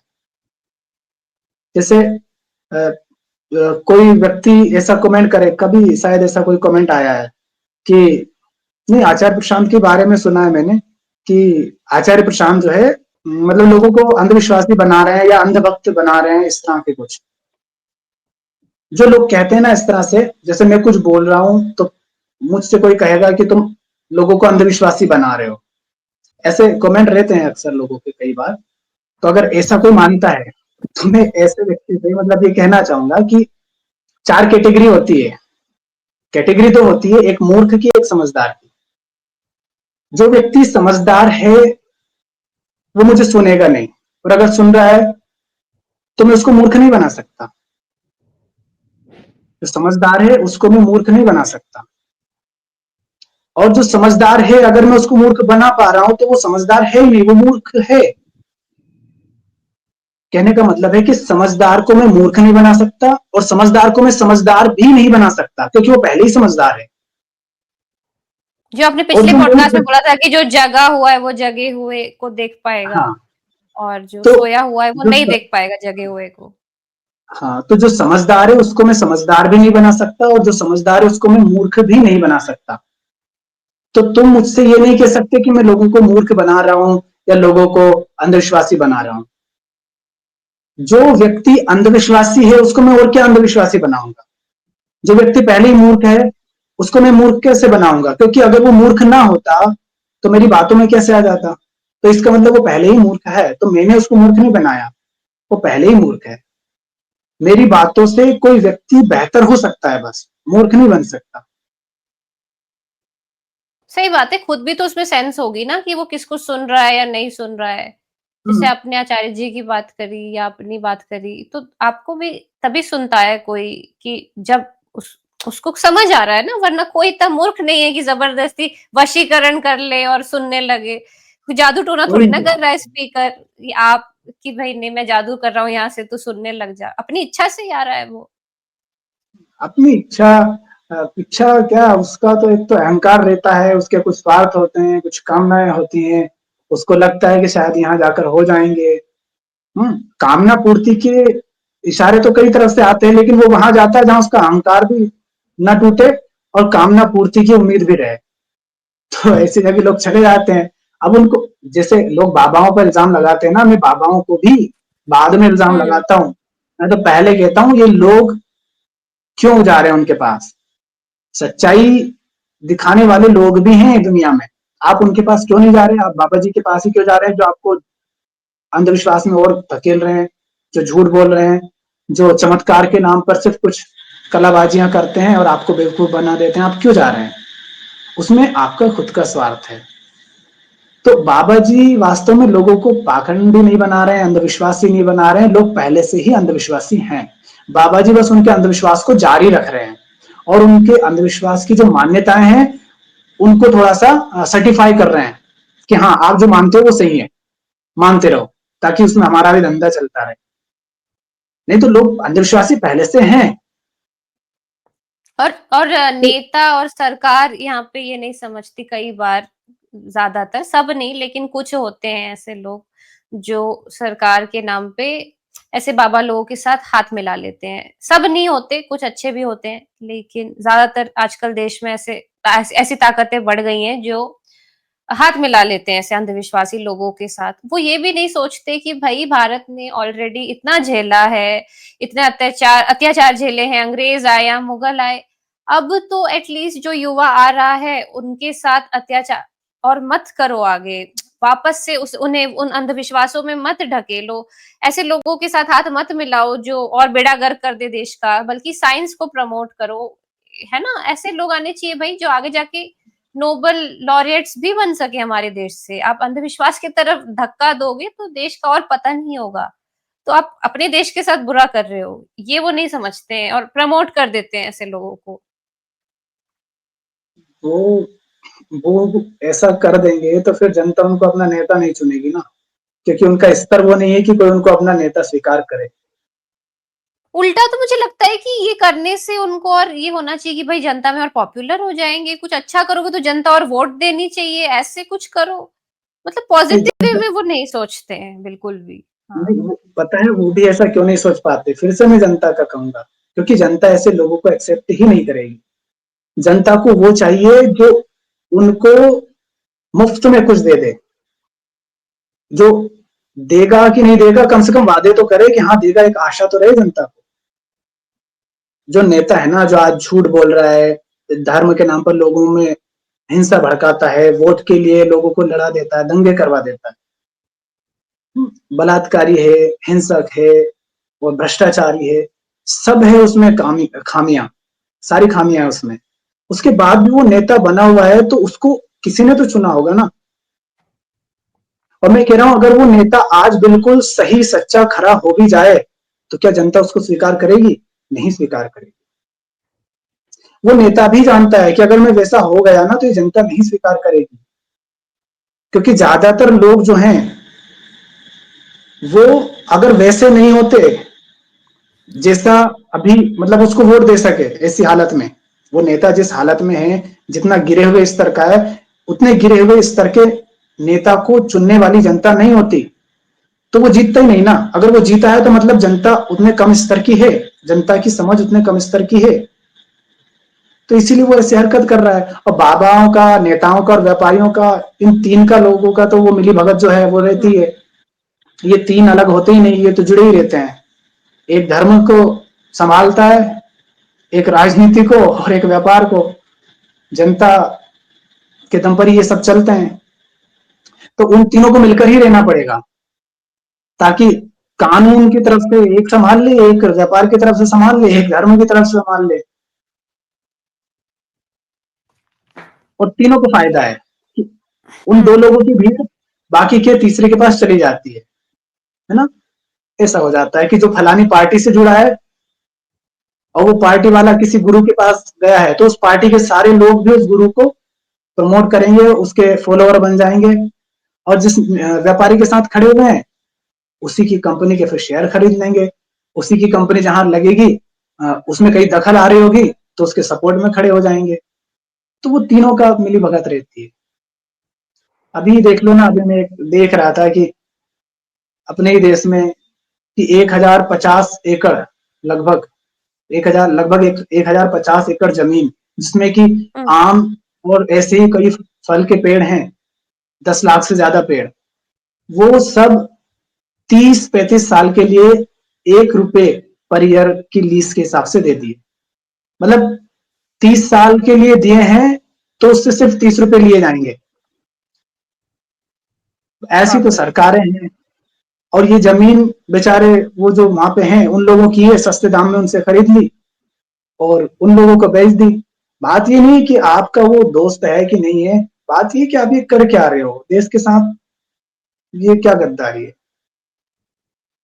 अब वो सरेआम हो रहा है, खुलेआम हो रहा है, वो इंसान ऐसा क्यों कर पा रहे हैं? क्योंकि वो जानते हैं कि जिन लोगों ने उनको जिताया है ना, वो इनकी ऐसी हरकत के बाद भी इनको जिता देंगे, इनको वोट देंगे, इनको सम्मान देंगे, इनको पूजेंगे, इनको अपना भगवान मानेंगे, तो वो कर पा रहे हैं। तो सारी, मतलब सबसे बड़ी समस्या तो यही है कि जनता जागरूक हो। जनता जागरूक होगी तो वो ऐसे नेता को नहीं वोट देंगे। जनता को ना समझना पड़ेगा कि भाई तुम्हारे हाथ में है चीजें तो उसका यूज करो ना, उसको दूसरों के सामने झुकने के लिए मत वो करो। जो टोपीबाजी का पूरा सिस्टम चलता है हमारे देश में कि झुक जाओ या टोपी पहना दो किसी को या घूस दे दो, तो जनता के हाथ में है भाई। असली अध्यात्म ये नहीं है कि पुनर्जन्म, अगला जन्म होगा तो इस जन्म में अब तो लाइफ तो वेस्ट चली गई तो अब झुक जाओ सबके सामने, अब क्या करें, गिव अप कर दिया है हमने। तो रियल अध्यात्म हमको समझना पड़ेगा, वही सोल्यूशन हो सकता है कि अपने हाथ में जब तक आप चीजें नहीं लोगे, वही रियल अध्यात्म भी समझाता है कि भाई आप अपने हाथ में लो चीजें, अपने फैसले करो, तब तक चीजें नहीं बदलेंगी। लोकतंत्र का तो मतलब ही वही है ना कि भैया ताकत जनता के हाथ में है, आप चुन सकते हो।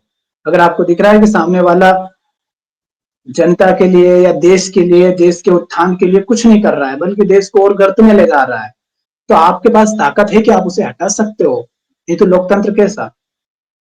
पर इस तो फिर इसीलिए फिर इल्जाम भी, मतलब ज्यादा जिम्मेदारी, ज्यादा बड़ा गुनहगार फिर जनता है, क्योंकि जनता ऐसे व्यक्ति को चुन रही है। और इसीलिए फिर ये जो लोग भुगतते भी है ना, इन पर मुझे बहुत ज्यादा रहम इस तरह से नहीं आता कि अरे हाय हाय इसके साथ ऐसा हो गया। तुझे अगर आज भी मैं सच्चाई दिखाने जाऊंगा ना, तो तू स्वीकार नहीं करेगा। आज तेरा घर बाढ़ में बह गया है, तेरी जमीन पानी में डूब गई है, उसके बाद भी मैं तेरे भ्रम तोड़ूंगा, तेरी मान्यताओं पर चोट करूंगा, तो तू स्वीकार नहीं करेगा। तो फिर बता मैं क्या रहूं तेरी पीड़ा के लिए। हाँ, मैं तुझे बताऊंगा, पर लेकिन फिर मैं ये नहीं कहूंगा कि सिर्फ नेता गुनहगार है, जनता भी है, और मेन जनता ही है, क्योंकि नेता हमने ही तो चुना है, अपने आप तो आसमान से आया नहीं है।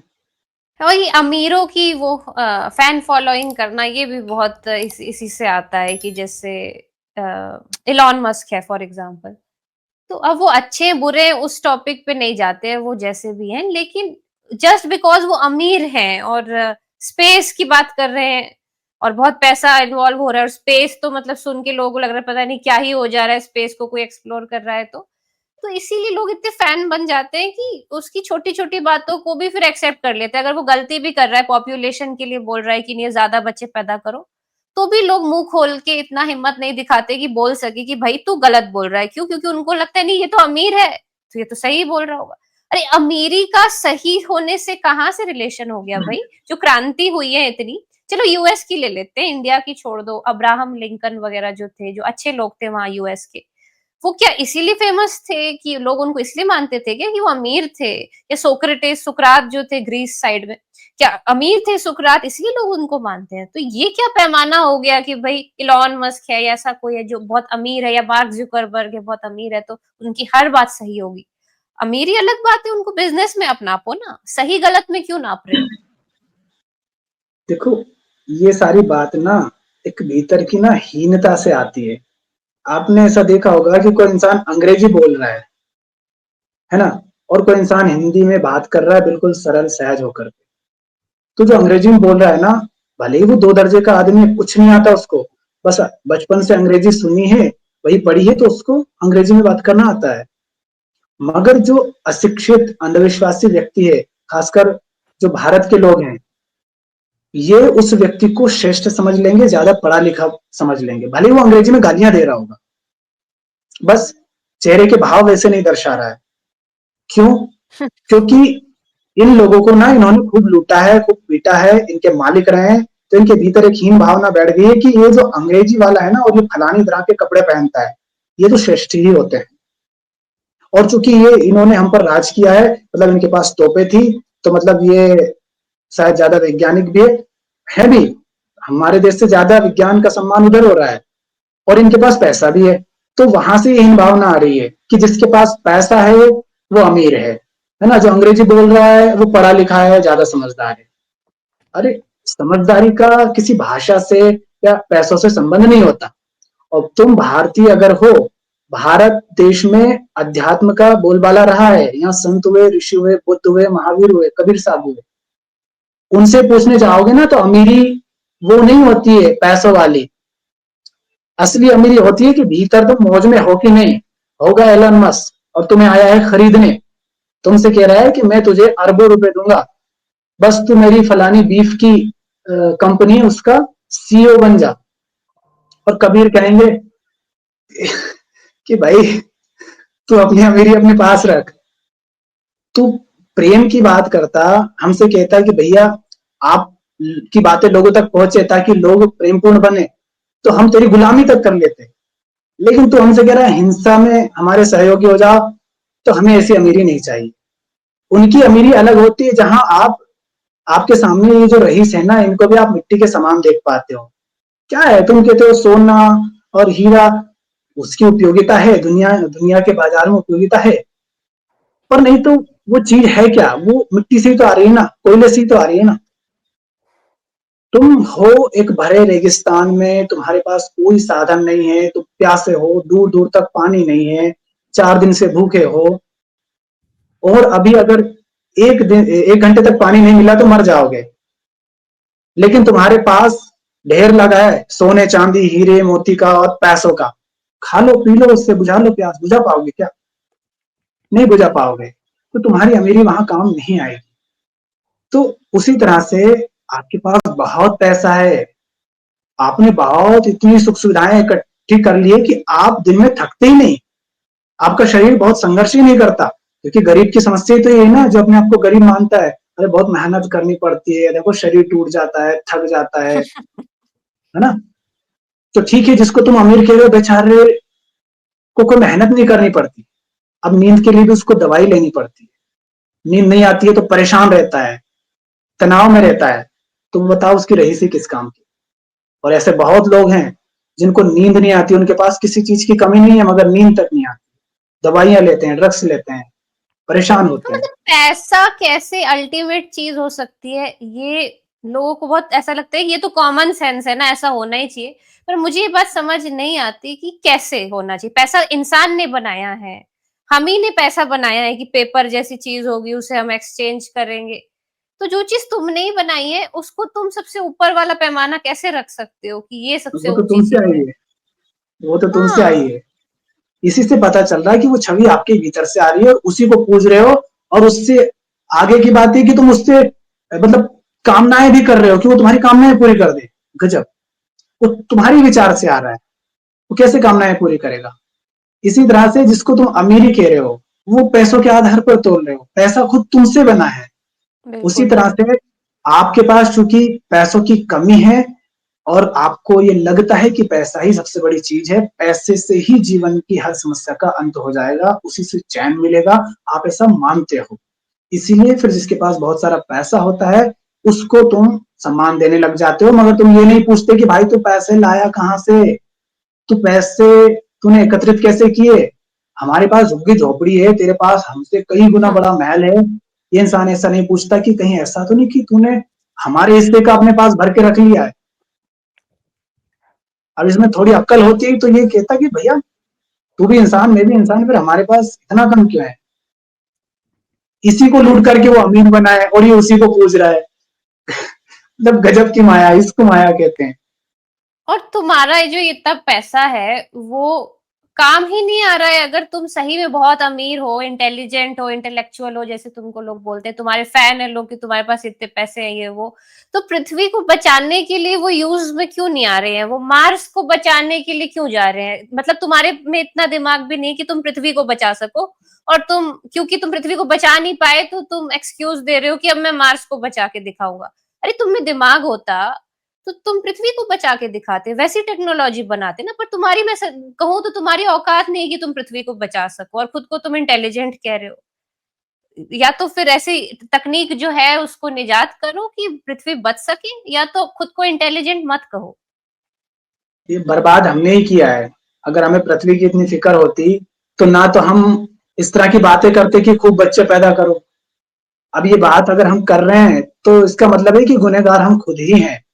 अब जो इंसान खुद ही गुनहगार है पृथ्वी की बर्बादी के लिए, वो थोड़ी ना पृथ्वी को बचाने के लिए कोई बात कहेगा या कोई काम करेगा। वो नहीं करना चाहेगा ना, क्योंकि वो खुद गुनहगार है। अगर उसने कदम उठाया तो सबसे पहले उसे ही अपनी सारी बातें वापस लेनी पड़ेंगी जो भी उसने गलत कही हैं। और जो कुछ भी वो हरकतें कर रहा है जिसके कारण से क्लाइमेट चेंज हो रहा है और इसी तरह की दूसरी समस्याएं हो रही हैं, उन सब पर भी रोक लगानी पड़ेगी। पर वो लगाना नहीं चाहते, तो इसलिए क्या कर रहे हैं, बस लोगों को जबरदस्ती का भ्रम पैदा कर रहे हैं कि नहीं जनसंख्या तो बढ़नी चाहिए, और अब पृथ्वी अगर बर्बाद हो रही है तो भाग रहे हैं यहाँ से।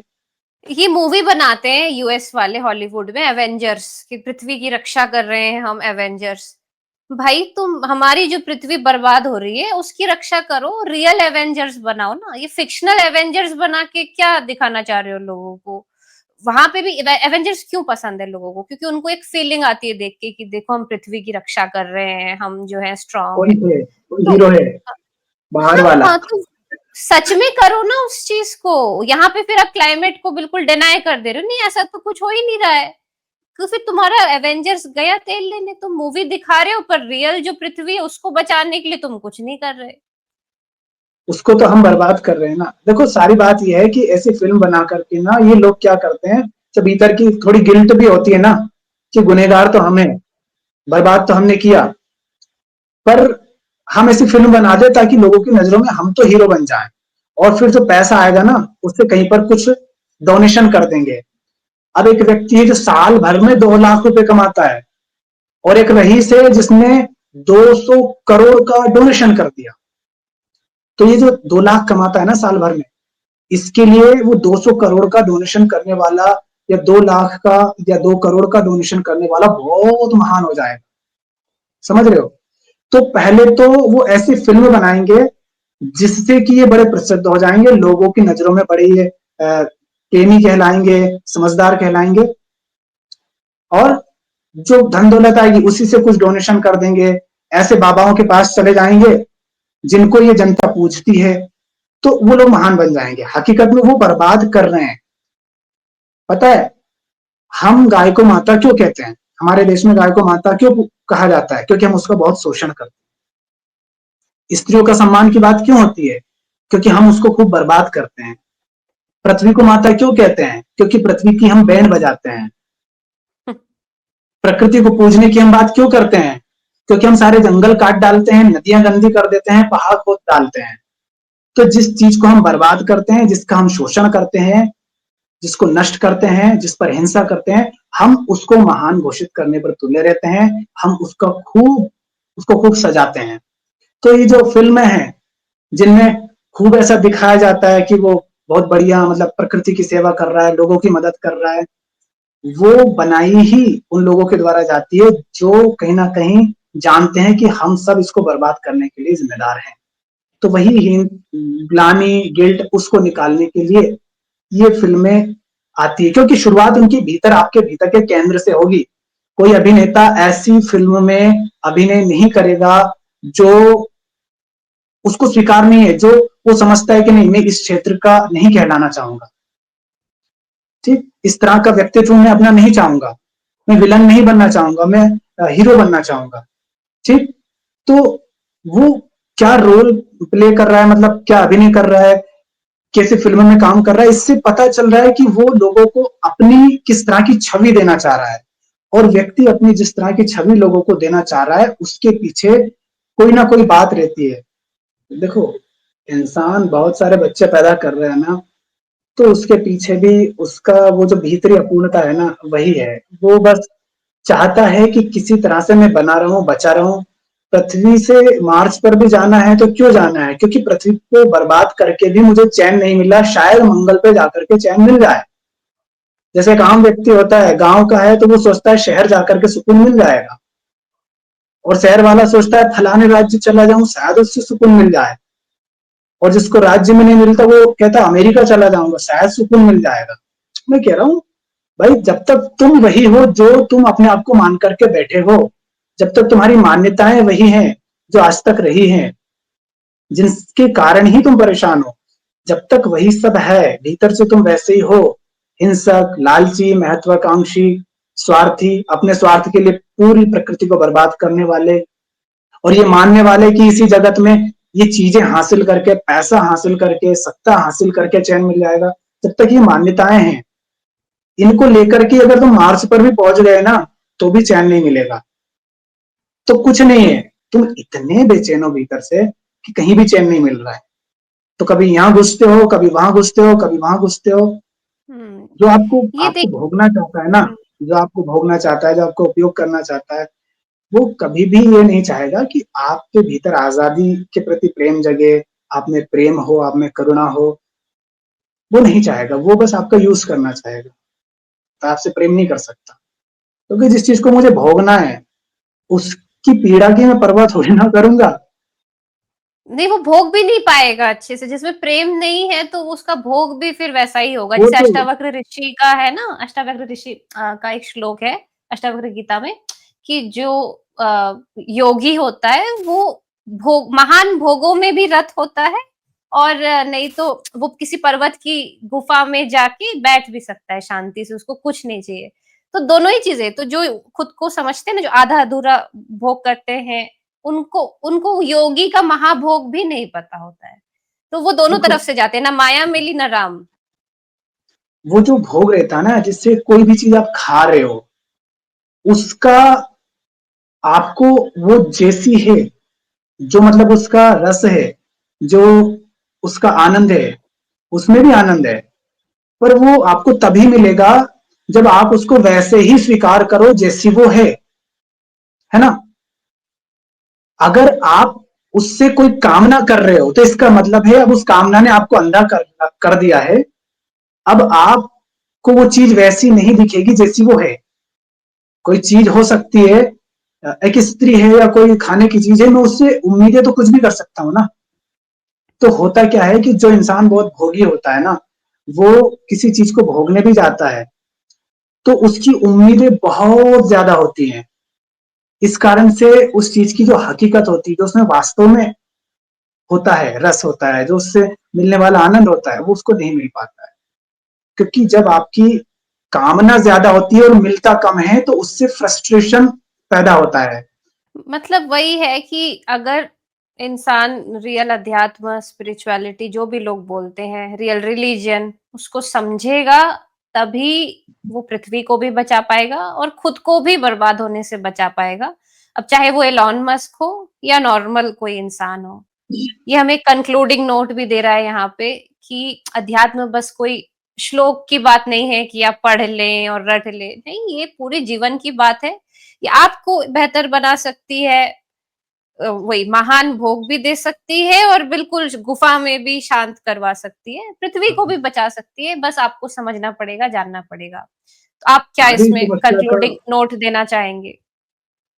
सारी समस्या का समाधान यही है कि देखो भाई, तुम पैदा हो गए हो, तुम्हें नहीं पता कि तुम क्यों पैदा हुए हो, लेकिन पैदा हो गए हो। और पैदा होने के कारण कहीं ना कहीं कोई पीड़ा है, दुख है, चिंता है, जो भी उसको आप नाम दो, डर है, ये तुम्हारी समस्या है। तो अब तुम्हें चाहिए उससे मुक्ति। तो तुम उसके लिए मुक्ति ही तलाश रहे हो। और जिन्होंने भी जाना है, जिन्होंने भी समझा है, जो भी अपनी इस पीड़ा से, इस दुख से मुक्त हुए हैं, उन्होंने यही जाना है कि तुम्हारी सारी समस्या बस ये है कि तुम अपने आप को कुछ ऐसा मान रहे हो जो तुम हो नहीं। और इस जगत को तुम जैसा मान रहे हो, ये जगत भी वैसा नहीं है। मगर ये जगत चूंकि तुम्हें दिख रहा है, तुम्हें अनुभव हो रहा है, तुम ना हो तो जगत की कोई सत्ता नहीं। इसलिए तुम पहले खुद को जानो, तभी जगत को भी जान पाओगे। तो तुम पैदा हो गए हो, दुख में हो, तो अब तुम्हें चाहे किसी भी चीज की इच्छा हो रही हो, लेकिन उसके पीछे मूल कामना है मुक्ति की। जो पीड़ा है उससे मुक्ति की। चाहे तुम भोजन तलाश रहे हो, चाहे मन के तल पर कोई सुख तलाश रहे हो, चाहे किसी और तरीके से, हर जगह तुम्हारी तलाश अंततः है उस पीड़ा से मुक्ति की है। और अगर तुम तलाश रहे हो तो इससे ये प्रमाणित हो जाता है कि तुम्हारे भीतर वो पीड़ा है, चाहे तुम लाख छुपाओ। तो ये तुम्हारी नियत पर निर्भर करता है कि तुम उधर ही भटकते रहना चाहते हो या सचमुच खुद के निकट आना चाहते हो। नहीं तो दुनिया बहुत बड़ी है, दुनिया में बहुत कुछ है। तुम्हारा मन तुमसे कहेगा कि इस चीज से नहीं मिला, शायद उस चीज से मिल जाए। इस गाड़ी से नहीं मिला, शायद उस गाड़ी से मिल जाए। इस घर में चैन नहीं मिला, शायद उस घर में मिल जाए। इस नौकरी से नहीं मिला, शायद उस नौकरी से मिल जाए। आप चीजें बदलते रहोगे, वस्तुएं, व्यक्ति, जगह बदलते रहोगे, एक देश से दूसरे देश जाओगे, एक ग्रह से दूसरे ग्रह जाओगे, लेकिन बाहर चाहे कुछ भी बदल लो, जब तक आप वही बने बैठे हो जो आज तक अपने आप को माने हो, जो कि आपको बस सिखा दिया गया, दूसरों ने बता दिया गया है, दूसरों के द्वारा बता दिया गया है कि ये आपको, तब तक आपको चैन नहीं मिलेगा। क्योंकि जो आप अपने आप को मान रहे हो ना, वो चीज है सीमित, और आपको चाहिए पूर्णता। सीमित चीज में आप चाहे कुछ भी जोड़ो, मान लीजिए ये है वन, और वन के आगे आप प्लस कुछ भी कर दो, कितना ही कर दो, आप कितनी ही जीरे लगा दो, उसके बाद भी जीरो उसमें जोड़ी जा सकती है ना। तो मतलब अपने आप में कुछ जोड़ जोड़ करके पूरा आप नहीं हो पाओगे, क्योंकि हमेशा कुछ और जोड़ा जा सकता है। बात यह है कि आप जोड़ जोड़ करके पूरे होना चाह रहे हो, उस अपूर्णता को मिटाना चाह रहे हो, लेकिन समाधान यह है कि जो जोड़ रखा है उसको हटाने पर, उससे खाली होने पर आप पूरे होते हो। जैसे आपने एक पहचान जोड़ रखी कि मैं ब्राह्मण हूं, तो आपने क्या किया, अपने आप को ब्राह्मण में कैद कर दिया। अब दुनिया के हर इंसान को जो अपने आप को कुछ और ही मानता है, किसी अन्य धर्म का मानता है, किसी अन्य देश का मानता है, किसी अन्य जाति या संप्रदाय या वर्ण का मानता है, सबको पराया कर दिया ना। मतलब आपने अपने आप के लिए छोटा सा खोखा तैयार कर लिया, तो आप सीमित हो गए। अब पूर्ण होने का तरीका नहीं है कि ब्राह्मण हूं अपने आप को हिंदू भी कह दूं। हिंदू कहोगे तो भी अन्य से तो अलग ही हो ना, सीमा तो खींचिए। तो आप अपने आप को चाहे कुछ भी कहो, अगर आप अपने आप में और जोड़ रहे हैं तो सीमित करेंगे, अपूर्ण रहेंगे, चैन नहीं मिलेगा। तो पूर्ण होने का तरीका बस ये है कि खुद को खाली कर दो। जो बन करके बैठे हो उसकी सीमा को, उसकी व्यर्थता को जान लो, और उसके कारण पैदा होने वाले दुख और हिंसा और पीड़ा को देख लो। अगर तुम चाहते हो कि वैसा कुछ नहीं चाहिए अपने जीवन में, वैसा शोर शराबा नहीं चाहिए, वैसे बेचैनी नहीं चाहिए, तो उससे मुक्त हो जाओ। पानी में कुछ पदार्थ मिला है, मतलब पानी गंदा, इसका मतलब ये नहीं कि पानी में कोई कमी है। इसका मतलब बस ये है कि पानी में कुछ ऐसा शामिल है जो उसमें नहीं होना चाहिए था। तो गंदगी को निकाल दो तो सिर्फ पानी बचेगा। उसी तरह से जब आप अपने आप में से वो सब निकाल देते हैं जो आप पर बस थोपा गया है, जो आप नहीं हो, तब केवल आप बचते हो। तो आपको संतान नहीं चाहिए, आपको आप चाहिए। और आपको आप तब मिलते हो जब आप उस सबको हटा देते हो जो आप नहीं। और क्या है जो आप नहीं हो? वही सब जो आप अपने आप को मानते हो वो आप नहीं हो, उसको हटा दो तो आप बचोगे। और वही है जो आपको चाहिए। आपको खुद तक आना है, चूंकि आप खुद से दूर हो। स्वयं से सत्य तक। बस वही पहला वेरी स्वयं नाइस। है, वो जो आप अपने आप को मानते हो, और सत्य वो है जो आप वास्तव में हो। तो वहां से यहां आना है। आगे तो बढ़ते जा सकते हो, मार्स क्या उसके आगे और भी है, वहां भी जा सकते हो, लेकिन लौटना है तो खुद तक आओ। चैन चाहिए तो, क्योंकि तुम इस पृथ्वी की पैदाइश हो, इसके बिना कहीं पर नहीं रह सकोगे। तो चैन पाने के लिए, शांति पाने के लिए, प्रेम क्या है उसको जानने के लिए, उसके लिए विचार का प्रयोग नहीं कर सकते। क्योंकि विचार आता है अतीत से, और अतीत होता है मुर्दा, और मुर्दा चीज कभी आपकी प्यास नहीं बुझा सकती। अतीत में आपने पानी पिया होगा, पानी पिया है, उसकी याद कर करके, उसको उसके आधार पर कल्पना कर करके प्यास नहीं बुझेगी। पानी अभी पीना पड़ेगा, है ना। तो अतीत आपकी प्यास नहीं बुझा और कोई सकता। ऑप्शन नहीं है, हाँ, अनिवार्य है। हाँ। तो वो जो बेचैनी, वो भी अभी इसी क्षण में मौजूद अगर रहते हो, ध्यान में जीते हो, तो मिट जाती है, खो जाती है कहीं। क्योंकि बेचैन होने के लिए ना आपको उस मुद्दे को याद करना पड़ेगा जिस मुद्दे को लेकर बेचैन हो।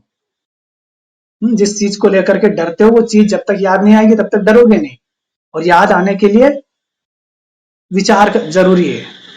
विचार नहीं है तो फिर डर भी नहीं रहता है। तो यही रहता है, जब पूरी तरह जागरूक रहते हो और जो कुछ भी उसको समझते हो ना, तो भय का भी अंत हो जाता है। जो व्यक्ति उन सारी चीजों के प्रति आसक्त नहीं है, जिसको मैं कह रहा हूं व्यक्तिगत संसार, तो बताओ उसको मौत का भय कैसे सताएगा? क्योंकि उन चीजों के प्रति वो अभी ही मर चुका है।